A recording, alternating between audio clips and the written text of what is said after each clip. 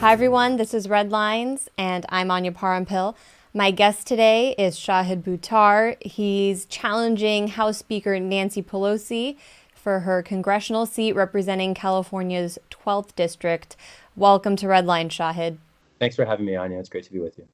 I wanted to start by giving you the chance to say a few words about longtime organizer and anti-war activist Kevin Zeese, who died suddenly on September 6th, because I know that you, like me, had the chance to work with Kevin during your days in Washington. I'm really sad to see him leave us. I think this year has been brutal for so many reasons. And I've known Kevin for 17 years and organized with him particularly closely during the Occupy era. He was very instrumental in one of the two Occupy encampments in Washington. He was among the people who helped me get oriented to Washington, D.C. when I first went there after graduating from Stanford Law in 2003. I recently had a chance to connect with him because we were each accused by the same person of similar things, and so that was an opportunity to reconnect with him recently. And I was just really shocked and remain very sad at having lost him. He's a light, and he will be missed. He certainly will. I don't think people realize the level to which he was involved with so many key moments in organizing, whether it's Occupy, whether it's around the trial of then Bradley Manning, or more recently the Venezuela Embassy Protection Collective. He was really someone who always took charge. And he was also really involved in organizing solidarity and justice for Julian Assange. This week marks the beginning of extradition hearings, which will decide the fate of the WikiLeaks founder. How do you and your opponent, Nancy Pelosi, differ on your views of Assange? I see Nancy Pelosi as an active agent of enforcing executive secrecy, and there's never been an intelligence community whistleblower who she hasn't tried to kick down the stairs. And I've stood in solidarity with whistleblowers from Thomas Drake to William Binney to Edward Snowden. Julian Assange is someone, whatever people think of the political valence of his revelations, the fact that he was revealing information to the public makes him worthy of protection. That's what whistleblowers are. And the idea that we vilify so many people with information to inform the public as if they were spies is a reflection of the corruption of our establishment. And it's worth noting that this is not a partisan problem.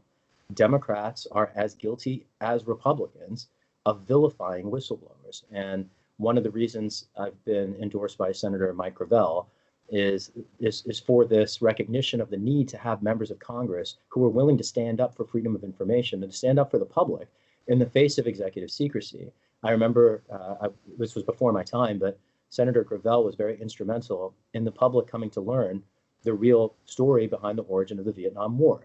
And that was because he was willing to read into the congressional record the Pentagon papers that were revealed by whistleblower Daniel Ellsberg. And I see Edward Snowden now effectively resigned into international exile. And there's now a bipartisan movement to win him a pardon from a criminal president because the Democratic president at the time refused to do the right thing and welcome the whistleblower as a guardian of the public interest. When whistleblowers expose lies by officials, we, the people, are served by the whistleblowers. And that's what informs my view towards wanting to expand freedom of information, to defend whistleblowers, to stand in Mike Gravel's legacy, and to represent we, the people of the United States, instead of our intelligence agencies. Well, I know from my travels as a reporter that Assange is revered worldwide for his work exposing crimes of U.S. empire from Latin America to the Middle East. I know a major point where you and Pelosi disagree is foreign policy. How would you define her record on international affairs, and how would you describe your own worldview and see the U.S.'s role in it? Thank you for raising this question. This is a particularly sharp area of distinction between me and Nancy Pelosi, and it's one that as an advocate for primarily domestic civil rights and civil liberties in the United States, I've had fewer opportunities to particularly move forward in my history. But just to lay this out, Nancy Pelosi has been an agent of the expansion and aggrandizement of the military-industrial complex. She's supported every Defense Department funding request in her history. Same thing with the Department of Homeland Security. This spring, she delivered to Donald Trump $750 billion in appropriations. There's never been a sum of that amount spent in all of human history on a military in a single year. And the idea that that's what the Democratic Speaker is arranging for this aspiring tyrant, I think, should alarm everyone. She was certainly, I look at her record on international human rights, particularly through the lens of CIA torture. She was read in to the torture program very early. She was the House Speaker, recall, under George Bush. And previous to that, she was the ranking member of the House Permanent Select Committee on Intelligence. So she has particular insight into the crimes of our intelligence agencies. And rather than blow the whistle to bring the facts forward, as international law requires us to do, as the law of the land, she instead chose to and continues to suppress evidence of torture by U.S. intelligence agencies. And just to be clear, that doesn't serve anyone except the careers of those human rights abusers. It doesn't serve U.S. national security interests to cover our criminal trail, because holding people accountable is how we ensure our actual commitment to human rights. That's how we gain the international goodwill that the generation that fought the Second World War established. And by sweeping our dirty laundry under the rug, all we do is effectively ensure the continuity of those abuses. And that's exactly what Nancy Pelosi has done, in spite of not just international law, but also the oath of office to defend the Constitution against all enemies, foreign and domestic. Also, in spite of her partisan interests. And this is a key point to grip. Many people presume that Nancy Pelosi is an effective partisan actor because she leads the Democratic Party. When she refused to impeach George Bush, or slow-walked and then limited the impeachment of Donald Trump, just like when she covered up CIA torture, she was effectively playing for the other team.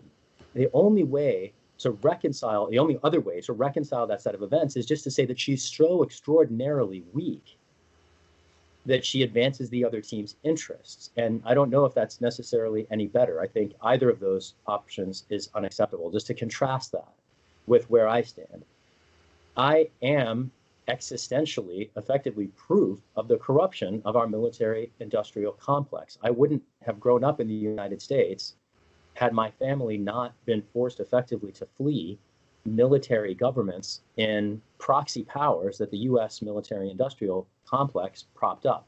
In our case, it was Pakistan. The military government that came in the 80s was particularly vicious to human rights. The assault on our religious sect started long before that. And this pattern of American extraterritorial interests undermining human rights and civil liberties in other countries, toppling democracies to advance our interests, that is a murderous foreign policy that has placed capital before human rights. And it's placed, frankly, filling the pockets of fossil fuel executives before U.S. national security and the interests of Americans. And I think the climate catastrophe demonstrates this better than any other issue, because in many of these cases, these wars that we've undertaken, the war in Iraq comes to particular mind, these were resource wars for fossil fuels. And what comes at the end of it is not just the derogation of democracy, not just widespread abuses of human rights, not just death and misery and destruction and shattered families and shattered bodies, but also, and particularly when we're talking about resource plunder, exacerbating a climate catastrophe and ducking into the punch of a whole set of preventable problems. And I think it's important to look at foreign policy through that intersectional lens. It's not just the corruption of a military establishment that we were warned by its architects would waste our resources and undermine democracy in America. That's what Dwight Eisenhower said on national television almost 60 years ago. Any number of things beyond that reveal the further corruption of that enterprise. And the idea of how our resources are wielded in the international stage is, for me, one of the very defining reasons for our campaign. It's one of the reasons why I feel, as a constituent, so aggrieved by the longstanding misrepresentation of my city. San Francisco is a proud capital of the movement for peace and justice, and we've been represented for over 30 years in Congress by someone who has approved relentless increases in military spending. Our city, our country, and I dare say the world, deserve better than that. Yeah, I remember, for example, in 2013, I believe Pelosi was one of the leading House Democrats actually pushing President Obama to take more action in Syria in response to the Syrian government's alleged use of chemical weapons, a so-called red line established by the U.S. administration. Under a potential Biden presidency, many of the architects of that war on Syria will be back in powerful positions. How would you challenge them from the Hill? This is a really important question, and I see this as one of the dividing lines between the corporate wing of the Democratic Party and the insightful wing represented by the Squad that we hope to blow into a platoon and a battalion and to take over Congress by occupying it with people who will do this set of things. One, leverage the oversight context to shake loose information. One person who I've seen do this to devastating effect was Representative Ilhan Omar, who had an incredibly brilliant interrogation of a Reagan-era war criminal, Elliot Abrams, who continues to lead now.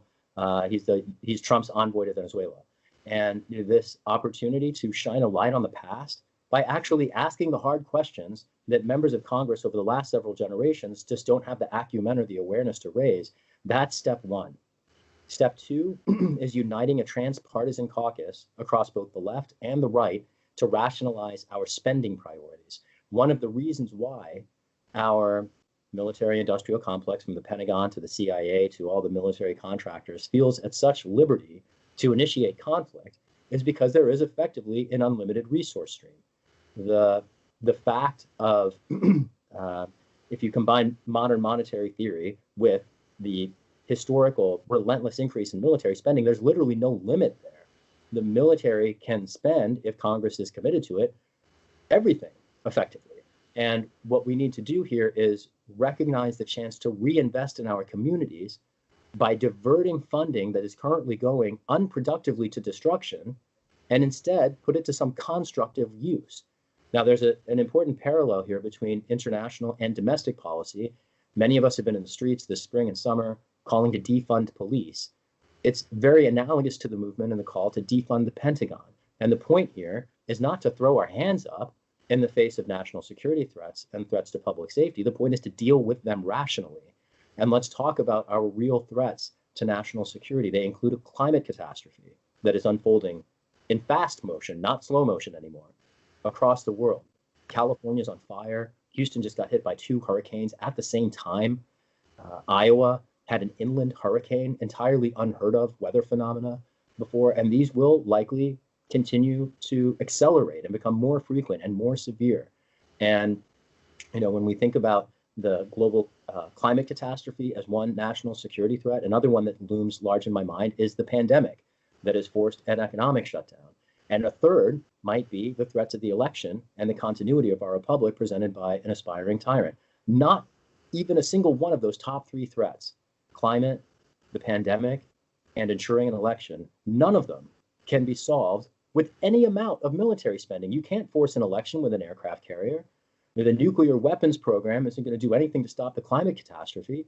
And the pandemic can't be stopped by a next generation strike fighter that's going to cost $2.5 trillion over the course of its life cycle. But we can put those resources to really productive uses, like making sure everybody can get medicine. How about that?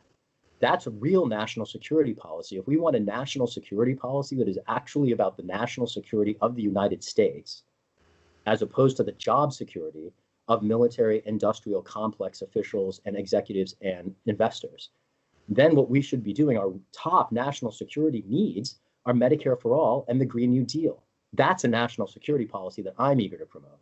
And I think that we in the Squad and the left wing of the party have an opportunity to work particularly with some members of the Republican Party who won't see eye to eye with us on the Green New Deal, and they won't even see eye to eye with us on Medicare for all, but they do recognize that the relentless increase in military spending and the projection of our industrial interests militarily across the world is untenable.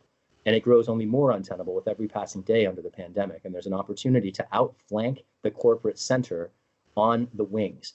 And that's an area with respect to civil liberties that I've long worked in. I have transpartisan alliances. I helped organize the Fourth Amendment Caucus Advisory Board the last time I worked in Washington before I moved back to San Francisco. And so this opportunity to challenge the center from both sides at once is frankly the key to restoring any meaningful democracy in our country. And I'm eager to advance that agenda in Washington alongside the project of building respect for human rights, defunding our irrational attempts at securing what we call national security, and recommitting ourselves to the actual lived security of Americans.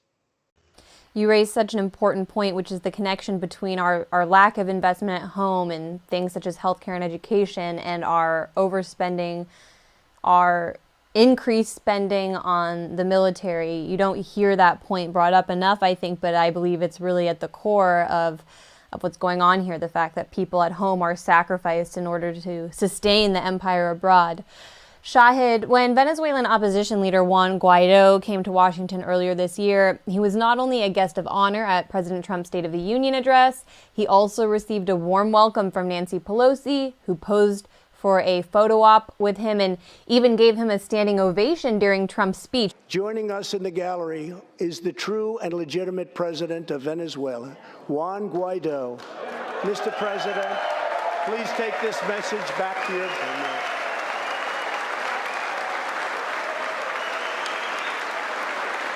It was one of the few moments that she showed enthusiasm and was actually endorsing the stance of the president.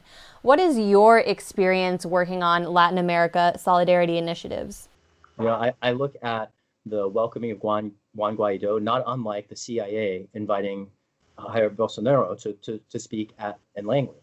And the idea that U.S., not just officials in the case of Nancy Pelosi, but intelligence agencies, I mean, how wild is it that foreign heads of state are speaking at the home office of the Central Intelligence Agency? I can't think of analogs in other countries where their intelligence agencies invite foreign heads of state to come and speak at their headquarters. That's a remarkably revealing circumstantial suggestion that our role with respect to Bolsonaro or Guaido or the coup in Bolivia was one not of passive observation, especially when you consider the longstanding period going on decades of repeated CIA interventions across the global south, particularly in Latin America.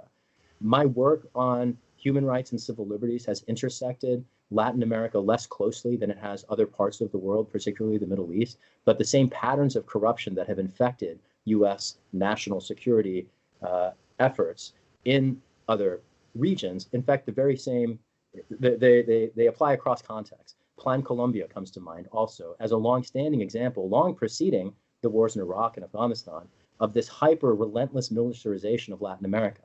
And the idea of militarizing drug enforcement as a pretext to, among other things, increase the violence in any number of countries, to undermine the juridical legitimacy of their governments, to empower narco traffickers or paramilitaries, the paramilitarization not just of domestic police, but also international security forces trained, funded, and equipped in too many cases by anything from the CIA to the School of the Americas, or what used to be called that at Fort Benning in Georgia.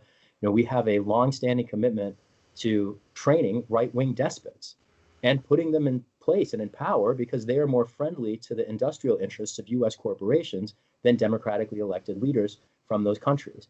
A lot of Americans might remember, for instance, we were talking before about how the war in Iraq was particularly for petroleum and fossil fuels. Many of the CIA interventions across Latin America were literally to steal the fruit. United Fruit Company, the precursor to Chiquita Brands, was centrally involved in several of the CIA coups, particularly across Central America in the 50s and 60s.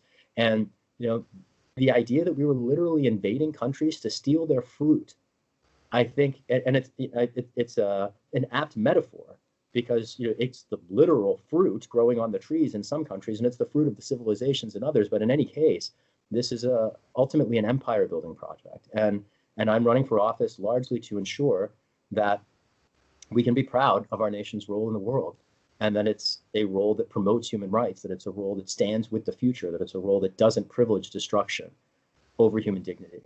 And I'm eager to make sure that that becomes our national policy instead of just the rhetoric of those of us on the left.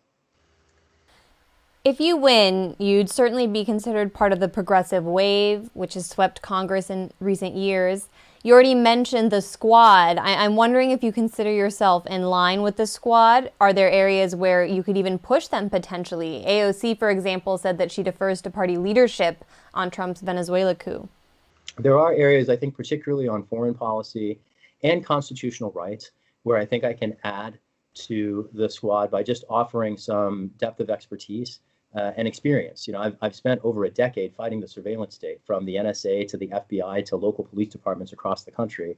And I think that that's a set of experiences that might prove valuable in our national legislature as we confront the onslaught of unapologetic fascism. I do think that as I look at how the squad has conducted themselves in this congressional session, I'm generally fans. I think there are areas where I might tactically pursue a somewhat different course. I've noticed, and I think it makes perfect sense, just given their position in Congress and the fact that Nancy Pelosi has so many votes. They've had to approach a somewhat conciliatory strategy in the caucus, and I certainly don't blame them for that. I do hope to, by removing the party leader, enter Congress with a somewhat sharper attitude with respect to the party establishment. And I have no aims to make friends with those folks. I'm not going to Congress to be popular. I'm going to Congress to continue doing the right thing. And it's precisely what the people who preceded us in too many cases have been unwilling to do. One issue that's very difficult for progressive candidates to take on is that of Palestine. This has been demonstrated, for example, in the attacks on Ilhan Omar. Pelosi is particularly supportive of Israel. It's even been reported she keeps the dog tags of 3 Israeli soldiers who were kidnapped in 2006 to remind herself of the sacrifices of the Israeli people. What is your position on U.S. military support for the Israeli army as well as Palestinian rights? I didn't know the story about the dog tags. Thank you for sharing that. I have a song that I dedicated to the intersectional abuses by police and the sordid human rights abuse laundering that we conduct through our support for the IDF. And it's not just the case that U.S. support for Israeli human rights abuses undermines Palestinian rights. It also undermines U.S. human rights, because the very same training and tactics, techniques, and in some cases tools used to militarily occupy civilian populations abroad, we have seen used domestically, particularly in the context of the last several months responding to street protests. And this idea that we in the United States are having our First Amendment rights limited because our government has been supporting a different country in how to better innovate in the suppression of its own civilian population is beyond disturbing. And it veers well beyond support for international human rights abuses into outright corruption. At the end of the day, I would like to see our national resources go towards supporting and promoting international human rights. The very first way to get there is sort of analogous to the Hippocratic Oath, where to do no harm. And I would like to make sure that our military aid does no harm. What does that mean? It means we can't give military aid and resources to countries that abuse human rights. And just to be clear here, I'm not picking favorites. I don't think Israel should get U.S. military aid. I don't think Saudi Arabia or Egypt should get U.S. military aid either. Any country with a bad human rights record should not be one that we are promoting and propping up, because at the end of the day, what that does is plant in the minds of civilian populations around the world that we stand with their oppressors and not with democracy. And this isn't new. This has been the pattern for 70 years. There was a very brief moment, a potential moment of learning in 2001 when some Americans asked the question, why do they hate us?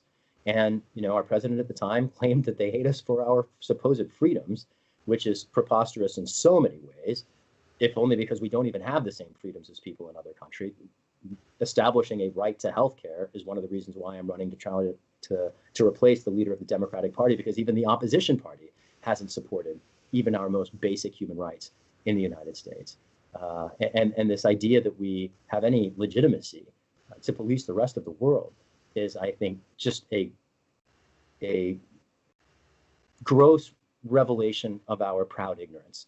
And we, and certainly the rest of the world in that instance, deserve much better than that. Finally, I wanted to give you the opportunity to respond to recent allegations levied against you by a woman in D.C. named Elizabeth Croydon. She claims you sexually harassed her when you were living in D.C. What do you say to her claims, and do you feel you've been able to get a fair shake in telling your side of the story to media? Well, I don't really have a side of the story here, because basically there is no story. It never happened. And it's been debunked. Any number of people have come forward, from people who knew us both at the time, other people who Liz has accused. You mentioned one of them at the beginning of the show.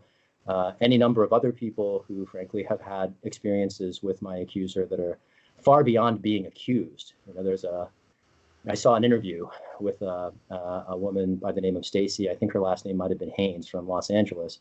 And she reports having been subjected by my accuser to exactly the treatment that my accuser ascribes to me. And just to be clear, I'm 46 years old. No one's ever accused me of things like that except for that person. And, given the report that that person's apparently done those things to someone else, I just find it really, frankly, amazing that anybody took the allegations seriously. I mean, the issues are super serious, right? Harassment is a really important issue, and women need to be welcomed and included and feel safe in all spaces. But the idea that people would latch immediately onto a set of accusations means that person also has accused me of murdering one of my friends. She accused me of human trafficking. And this is 5 or 6 years before the recent allegations. And the fact that those allegations were brought to the press by people who I had removed from my campaign team to replace, I think is further suspicious.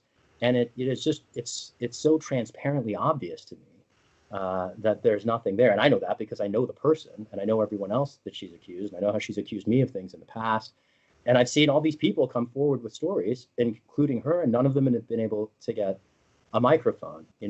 My former colleagues have accused me of all kinds of things. This situation with Liz, before that, they tried to present and spread gossip about another supposed story, which also never happened.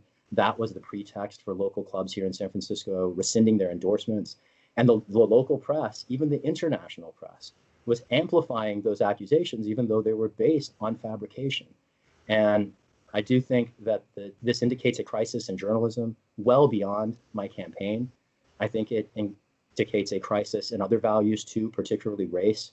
To see, in my case, a man of color falsely accused and then presumptively judged in public in spite of evidence and witnesses is, I think, a very troubling thing that the San Francisco self-described progressive community hasn't grappled with at all.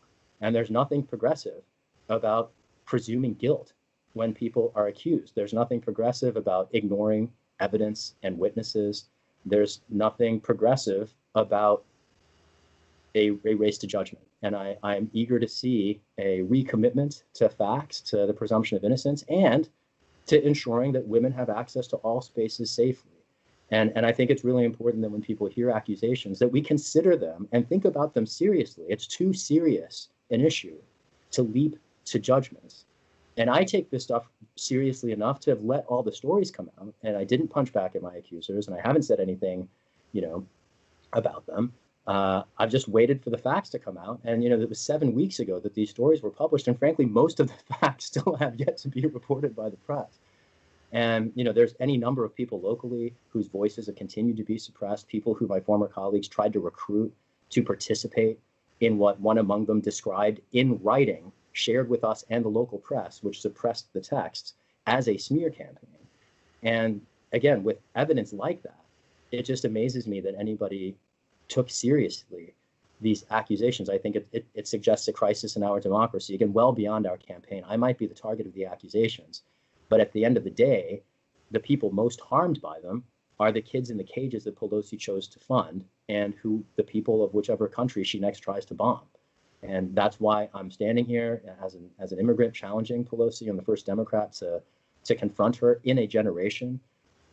It is disappointing to me that we are discussing claims by people with a documented and expressed interest in attacking me, and a series of allegations that have shifted every week over the last 2 months. And I think that has some bearing on their and reflection of their legitimacy. Again, I would just plead for people to apply their critical minds to these accusations. And I think the different picture might emerge than the one that was reported in the press. Yeah, I wanted to note that a number of DC-based activists, including Kevin Zeese, Margaret Flowers, and Medea Benjamin of Code Pink, published a public letter in response to Croydon's claims, vowing on behalf of your character, integrity, and leadership, and noting that this woman has a history of making similar disruptive claims in the DC scene. Absolutely. And if I may just first on the subject of, you mentioned the letter from Washington. And it's interesting to me because the San Francisco Chronicle twice quoted someone described by others among her victims as a predator. And in the second story, quoting that person, they alluded to this letter that you described while misrepresenting it. So the San Francisco Chronicle, the local paper of record, misrepresented the letter. They just said it was a bunch of my friends vouching for my character, didn't even link to it. And the whole point of the letter is that everyone in DC knows my accuser, which is exactly why the DC press would never have printed any of these allegations, because it's just known that history that the San Francisco press didn't know, and in their ignorance, ignored, amplified. And this is the part I really want to press on. When evidence emerged that the narrative promoted in the initial set of stories was fabricated, no one in the local press would cover the story. No one would publish the texts. No one would interview any of the multiple volunteers who've come forward to say that they were recruited, who've been bullied since, in at least one case, into silence by my former staff. You know, they're just the failure of the local press to do the job. And that failure of press ethics, I think, also recurs in the story involving Alex Morse. You know, one of the things that I find most alarming in both of our settings is the use of sexualized allegations to address political beefs and differences. And just to be clear, I don't have any real skeletons in my closet in this way. So my former colleagues built some, like some fake ones, and then brought them forward to the press. And that this is what fabricated narratives do: is present coordinated falsehoods to depict things that never happened. And the presentation of Liz's concerns alongside these claims by my former colleagues, and then this, series of rumors that they started, it's disappointing, it's alarming, it has really, really troubling implications for race that I don't think I, as the candidate targeted by the accusation, can frankly do anything about, other than just observe and hope that anybody pays attention to. That's the setting that we find ourselves in, and the idea that Alex was targeted by a homophobic inclination expressing itself in a smear campaign to protect the local establishment. All of those things are effectively similar in mine. I mean, it's more Islamophobic than homophobic, and it wasn't coordinated at the top of the local party, but it certainly defended the local establishment. One piece that's also been elusive, I suppose, to the reporters covering this has just been the interests of my critics in advancing this critique. I recruited people to work on my campaign from the local progressive establishment, which generally remains beholden to Pelosi. And that's the establishment to which my former colleagues returned. And, the idea that there wasn't a political motivation behind these attacks, I think also just flies in the face of reason, when so many points of evidence suggest that this was ultimately a political disagreement brought into the public by the use of false accusations around sexual activity. And maybe the last thing I'd say here is that, separate from all the accusations, my former campaign manager in particular published a piece outing my relationship structure. I have a non-traditional set of relationships. I'm not married, I'm not single, and the people in my life, we have a community. And it took my campaign manager exposing that to the public, which I just find really curious insofar as, A, how that relates to the accusations, B, what that might suggest ethically, C, how that relates to what anybody else might think of the allegations and the extent to which they're rooted in a sincere, good faith concern by former colleagues about a bad boss. I'm an immigrant aspirant to challenge an entrenched incumbent. I raised some money, I hired some people. They had very different ideas about what they wanted to do than the ones that I had for our campaign. And I ultimately had to steer the campaign. And in doing that, apparently ruffled some feathers. And it's disappointing that the people whose feathers got ruffled, have tried to burn everything down. I think, again, while I might be the named person in those accusations, it is the kids in the cages who are paying the price. And frankly, I think the trust of the public in democracy, seeing the failures of the press so dramatically, with such devastating potential effect to our public policy, to me is something that is certainly very alarming and concerning. I'm disappointed in how it impacted Alex Morse's race. We very well could have had a progressive championing the Green New Deal instead of one of the members of Congress most beholden to corporate industries representing Western Massachusetts. I still have a chance here in San Francisco. We have two months left, a little bit less than that, to knock out the leader of the corporate Democrats. And while the attacks on Alex Morse were unfortunately successful in creating a remarkable headwind for his candidacy, and they certainly have created a remarkable headwind for ours, have some hope remaining that the facts might yet come to light, that an investigative journalist will actually examine the facts and report them finally. One hopes, and that the fuller story here will one day see the light of day. And finally, Shahid, where can people follow your campaign? Thank you, Anya. Folks can visit us online at shahidforchange.us or on any of the major social media platforms, Twitter, Facebook, Instagram, YouTube, at Shahid for Change. Shahid Buttar, thanks so much for your time. Thanks for having me.